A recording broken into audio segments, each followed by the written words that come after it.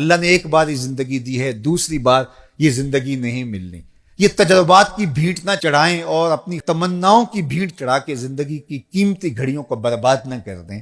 اس زندگی کو خوبصورتی سے گزارنے والے کے بتائے ہوئے اسلوب کے مطابق گزاریں، جن کے اسلوب زندگی کو سوائے حسنہ قرار دیا ہے۔ تو یہ 5 چیزیں اپنی زندگی میں اتار لیجئے۔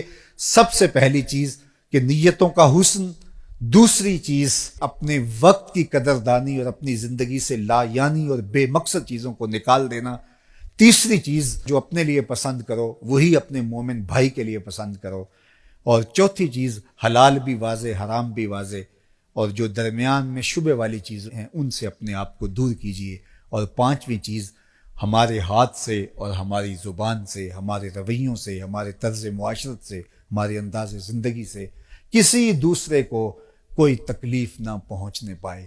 یہ رویے اگر ہم اختیار کر لیتے ہیں تو ایک پاکیزہ، خوبصورت، خوشگوار زندگی کا تصور ابھرے گا، اور جینے کا میں نے کہا مزہ ہی نہیں، نشہ آنا شروع ہو جائے گا۔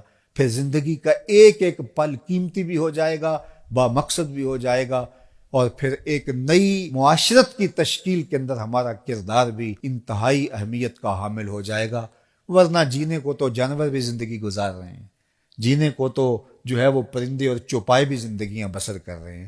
انسان اشرف المخلوقات انہی خوبیوں کی وجہ سے ہے، جو ممتاز ہوتا ہے دیگر مشارکات سے اور دیگر مخلوقات سے، وہ اس کے وہ وصف ہیں۔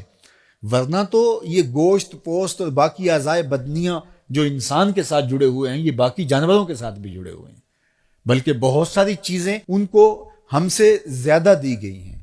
کسی کی نظر میں جو تیزی ہے وہ ہم سے زیادہ ہے۔ یہ کرگس کتنی دور تک دیکھ لیتے، ہم اتنی دور تک نہیں دیکھ پاتے۔ شیر کے پنجوں میں جو زور رکھا گیا وہ ہمارے پنجوں میں نہیں رکھا گیا۔ پرندے اڑ بھی لیتے ہیں، ہم اڑ نہیں سکتے ہیں۔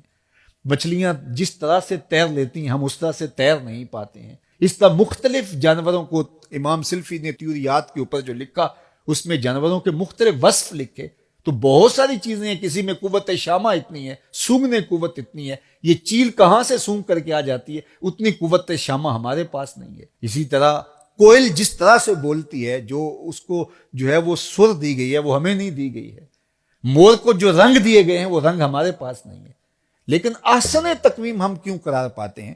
احسن تقویم ہم اس لیے قرار پاتے ہیں کہ وہ اوصاف حمیدہ جو انسان کو دیے گئے وہ کسی اور کا مقصود نہیں ہے، اور اگر وہ اوصاف اس میں نہیں پیدا ہو پاتے تو پھر قرآن نے دوسری بات کہی، اولئک کالانعام بل ہم اضل، یہ چوپائے ہیں بلکہ چوپایوں سے بھی بدتر ہیں۔